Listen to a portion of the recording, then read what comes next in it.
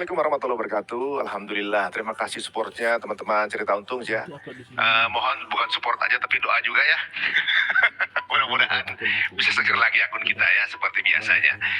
Alhamdulillah kita banyak banget lihat nih di sosial media kita selama ini katakanlah lagi banyak safar, jadi udah lama nggak bikin episode baru gitu, dan ternyata banyak hal baru yang saya temukan selama perjalanan yang menarik untuk kita diskusikan. Salah satunya mengenai perbincangan mengenai akidah ini yang luar biasa, dan ada satu debat yang cukup menarik perhatian saya saat itu. Karena berhubung saya juga ilmunya agak kurang, jadi situ kayak sampai gumuh gitu dengernya gitu. Karena banyak hal yang saya baru tahu hari itu gitu ya.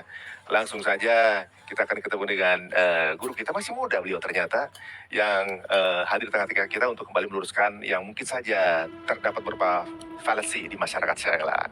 Inilah Ustaz kita, Ustaz Nuruddin. Assalamualaikum warahmatullahi wabarakatuh. Waalaikumsalam warahmatullahi. Lengkapnya apa, Ustaz? Antum ya di Instagram. M Nuruddin 1994. M Nuruddin 1994, silakan di follow. Nah, kemarin cukup lumayan viral, saat banyak yang kemudian dari perbincangan antum ya, ibaratnya diskusi terbuka yang menurut para tuh lumayan seger juga ya, sepertinya semacam ini yang bisa digalakan di masyarakat gitu. Dan dua-duanya juga kemudian mengungkapkan argumentasi-argumentasi masing-masing gitu. Ini menarik. Jadi siapa tahu dengan hal-hal seperti ini edukasi masyarakat juga lebih mudah penetrasinya. Biasanya kalau kadang-kadang satu arah gini Betul. nggak terchallenge gitu. Nah, sebelum kita membahas mengenai ini gitu ya, antum tuh latar belakangnya berarti Mesir berarti ya? Iya, saya berangkat ke Mesir 2012 sampai 2019, 7 tahun. Itu untuk S1 dan S2. Ya. Kemudian selesai sekolah S2, tapi masih belum nulis tesis. Saya pulang 2019, kemudian setelah itu COVID, 2020 COVID, Ya. saya tertahan di Indonesia 2 tahun. Di sana? Di sini? Di Indonesia. Oh. Dan saya menikah, itu mungkin itu takdirnya di situ. Iya, kemudian menikah 2022, saya kembali lagi ke Mesir. Akhir 2021 sebetulnya. Saya kembali ke Mesir untuk nulis tesis, selesai setahun setengah, alhamdulillah. Jadi selesai pulang setahun yang lalu, 2023. Jadi total kalau totalkan mungkin 9 tahun. 9 tahun ya. Iya. Lumayan kenyang juga di sana ya. Iya, kenyang. Waduh. Minum air Selandia.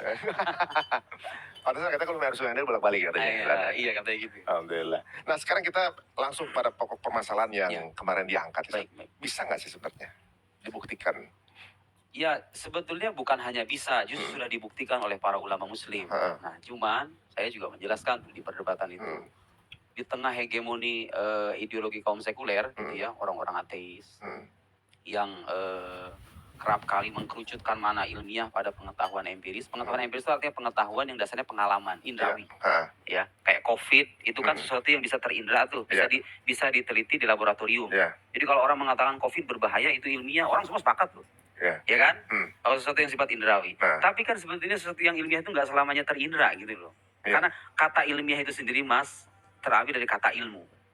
Pertanyaan saya sekarang, apakah pengetahuan manusia itu selamanya diperoleh lewat panca indera? Kan enggak. Ya kan? Kita itu kalau hanya membatasi pengetahuan pada hal yang bersifat indrawi semata, apa bedanya kita dengan hewan, dengan bintang-bintang lain? Manusia itu kan sering diartikan sebagai rational animal. Jadi hewan yang berpikir. Jadi keberpikiran itu menjadi diferensia atau pembeda antara kita dengan hewan-hewan yang lain nih. Ya kok bisa gitu kita membangun mindset bahwa sesuatu yang tergolong ilmiah atau pengetahuan yang sahih itu hanya pengetahuan indrawi saja? Enggak dong. Saya sudah memaparkan tuh di perdebatan itu bahwa pengetahuan ilmiah itu enggak hanya sebatas empiris, karena di balik pengetahuan empiris itu sebetulnya tersimpan pengetahuan rasional. Pengetahuan rasional sifatnya itu pasti. Kayak gini, Mas, nih. Mas Ari bisa nggak saya bilang sekarang Mas Ari itu duduk tapi juga tidak duduk? Duduk tapi nggak duduk. Ya bisa nggak? Orang dikatakan kontradiktif itu. Kontradiktif dong. Siapa yang mengatakan itu kontradiktif? Kita perlu pergi ke laboratorium nggak untuk memastikan kebenaran kemustahilan itu? Enggak dong, lihat gitu. Iya kan? Jadi logika kita sudah mengamini itu secara pasti kan? Nggak mungkin saya bilang ini tuh gelas tapi juga bukan gelas. Bisa nggak saya bilang ini adalah gelas tapi juga bukan gelas? Labil bener. Iya, nggak mungkin, itu nggak logik dong, ya kan? Nah, itu contoh pengetahuan rasional, hukum non kontradiksi. Hukum non kontradiksi yang mengatakan dua hal yang bertentangan itu nggak mungkin saling terhimpun, nggak mungkin saling terangkat. Nggak mungkin saya bilang ini gelas sekaligus bukan gelas, gitu loh kan? Ini adalah handphone sekaligus bukan handphone. Itu contoh pengetahuan yang sifatnya rasional. Kemudian ada hukum kausalitas yang saya katakan di perdebatan itu. Hukum sebab akibat ya. Bagi yang tidak tahu hukum sebab akibat itu hukum yang mengatakan setiap akibat pasti ada sebab. Pola dia. Itu sehari-hari kita amini hukum itu tanpa kita sadari.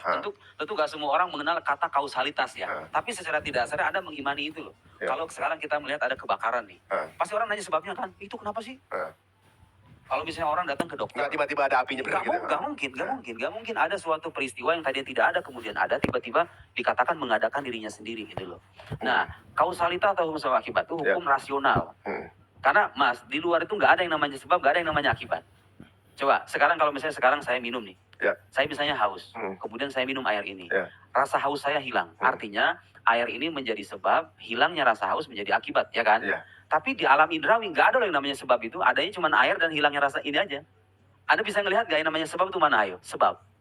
Konsep sebab itu ada nggak? Yang ada air kan? Air aja. Iya, jadi kalau rasa haus termasuk sebab kan? Ya, itu akibat. Akibat ya? Nggak, maksudnya hilangnya rasa haus. Saya minum air dan rasa haus hilang. Itu kan akibatnya. Nah, yang saya maksud adalah hukum yang mengatakan setiap akibat butuh kepada sebab, itu hukum rasional, bukan hukum indrawi. Gitu. Karena di alam luar kita tidak bisa melihat tuh yang namanya sebab akibat. Yang kita lihat ada api kebakaran. Api menjadi sebab, kebakaran menjadi akibat. Yang ada tuh apinya dan kebakarannya yang kelihatan ini. Tapi sebabnya mana yo? Adanya di sini sebab itu. Itu analisis rasional kita gitu. Iya kan? Nah, poin saya ketika kita bicara masalah ketuhanan, Tuhan itu ada dan keberadaannya bisa kita buktikan secara ilmiah melalui hukum kausalitas tadi. Karena seperti yang saya bilang, nggak ada tuh saintis yang mengingkari hukum ini. Karena kalau saintis mengingkari hukum sebab akibat, dia nggak bisa meneliti loh.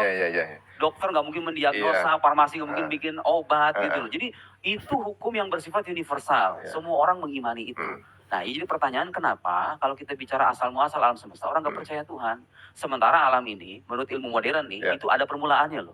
Jadi sains itu sampai pada kesimpulan alam itu ada permulaannya. Universe itu karena sebab akibat tadi kan. Nah, ketika dia dikatakan ada permulaannya, ya secara logika kita akan mengatakan pasti ada sebabnya dong. Masa sesuatu yang tadi yang nggak ada kemudian ada gitu. Tapi mengadakan dirinya sendiri kan mustahil. Masa di dalam motor itu menyusun dirinya sendiri? Atau misalnya banyak hal di dunia ini yang kita amini keberadaan sebabnya. Meskipun kita nggak pernah ngelihat tuh. Mas Ari pernah nggak ngelihat yang bikin gelas ini? Enggak. Nggak pernah kan?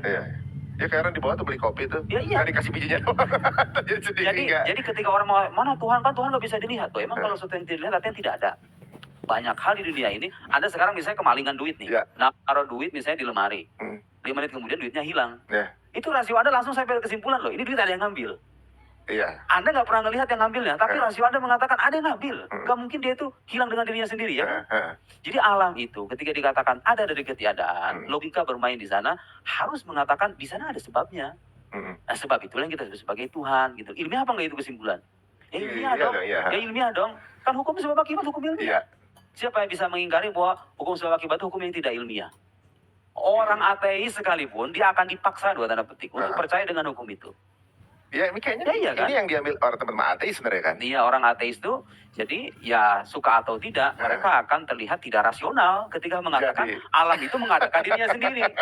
Itu membantah konsep dia lagi gitu ya? Iya, mirip dengan orang mengatakan ini ada gelas dia bikin dirinya sendiri, handphone bikin dirinya sendiri. Iya benar-benar angin puyuh apa sih tiba-tiba jadi mobil gitu. Jadi begini, sebetulnya argumen keberadaan Tuhan itu sebetulnya sangat mudah untuk dipahami. Bahwa kemudian para teolog kadang memperumit dengan rincian-rincian argumen filosofis ya karena kan setiap orang beda-beda kebutuhannya. Kalau Anda debat dengan seorang intelek memang harus begitu. Ada premisnya ini dijelaskan, kemudian konklusinya apa, premis minor, premis mayor, konklusi. Dengan orang awam kita bisa bicara kayak tadi tuh. Bapak kalau misalnya melihat ada makanan apa iya? Makanan tuh menyusun dan memasak dirinya sendiri. Ya ada yang buat dong. Bapak nggak pernah ngelihat tuh pembuat makanan itu. Tapi Bapak percaya kan? Jadi saya ingin mengatakan kepercayaan kita kepada Tuhan itu sangat rasional. Sangat ilmiah. Justru malah ilmiah ya? Justru tidak ilmiah ketika Anda mengatakan alam itu ada sekonyong-konyong. Tidak ada sebab. Ya kan? Justru nggak ilmiah. Justru malah kembali ke konsep mereka yang bilang semuanya ada yang menyebabkan. Jadi itu kan justrunya. Jadi mestinya orang yang punya pikiran itu justru harusnya percaya Tuhan dong mestinya. Iya kalau orang itu konsisten dengan nalar sehatnya. Percaya. Gini aja. Anda percaya nggak ada sebab akibat. Gitu aja. Kalau Anda percaya. Jelaskan kepada saya apa sebab dibalik alam semesta ini, ayo. Keren sih, England tuh keren banget. Dan nggak mungkin gini loh, nggak mungkin misalnya orang dikatakan, oh oke, saya percaya sebab akibat.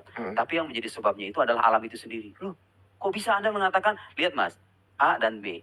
A dikatakan menciptakan B, tapi B juga A diciptakan oleh B diciptakan oleh A. Logik nggak itu?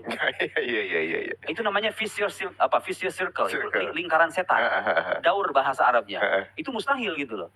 Masa Mas Ari melahirkan saya melahirkan Mas Ari, itu mungkin nggak?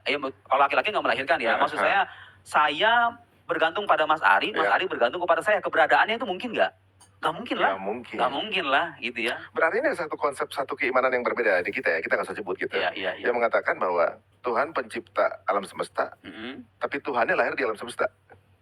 Enggak. Tuhan itu Ada salah satu keyakinan yang Tuhannya lahir di bumi, tapi dia juga pencipta alam semesta. Oh, itu Iya. ya. Keyakinan yang berbeda bukan kita. Iya. Jadi konsepnya juga fail juga di situ kan berarti. Tapi secara umum gini Mas, agama teistik itu sebetulnya percaya dengan creator itu, pencipta itu sebetulnya percaya. Jadi ada satu titik temu antara kita dengan mereka, percaya dengan Tuhan pencipta. Iya, di situnya ketemu. Itu ketemu gitu ya. Jadi ya itu tadi, ketika orang-orang mengatakan kepercayaan kepada Tuhan itu tidak ilmiah, saya kadang-kadang iseng bertanya, oke, apa bukti ilmiahnya kalau kepercayaan itu tidak ilmiah? Mereka nggak akan bisa jawab loh. Udah iya kan? Iya. Karena gini nih, ilmiah versi mereka itu kan kadang-kadang dipersempit pada pengetahuan empiris, pengetahuan indrawi ya. Oke, sekarang saya mau nanya, ketika mengatakan Tuhan tidak ada secara ilmiah dan ilmiah versi mereka itu ilmiah dalam arti indrawi. Saya mau nanya sekarang, atau misalnya mereka sering mengatakan begini, menurut sains Tuhan itu tidak ada. Pernah nggak ada orang ngomong begitu? Ada orang mengatakan begitu, menurut penelitian sains Tuhan itu tidak ada. Jadi bagi mereka sains itu menafikan keberadaan Tuhan. Ada kan? Itu jargonnya sebagian orang-orang ateis begitu kan? Ya sekarang kita itu berada dalam kemajuan teknologi, sains punya bukti-bukti yang real, punya kontribusi yang nyata. Tapi bagi sains Tuhan itu tidak ada. Mari kita analisis ungkapan ini. Menurut sains Tuhan tidak ada. Saya mau nanya sekarang, objek kajian sains itu apa sih? Alam fisik kan? Jadi sains itu mengkaji fenomena alam semesta yang terindra ini. Ya kan sains itu objek kajiannya. Dia nggak punya urusan dengan sesuatu yang tidak terindra, yang non indrawi. Nggak punya urusan sains itu. Dia mengkaji gejala dan fenomena alam semesta ini yang terlihat, yang bersifat empiris gitu ya. Saya mau nanya sekarang, Tuhan itu bersifat indrawi atau tidak? Kan tidak. Tidak.